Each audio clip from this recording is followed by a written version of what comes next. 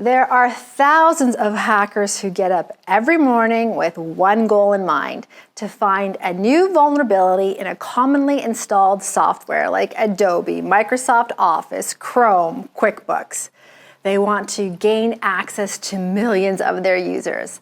That's why these companies frequently issue patches and updates for known security flaws. And once a known vulnerability is announced, hackers get to work like crazy trying to figure out how to use this vulnerability and access those users who are lazy about installing updates.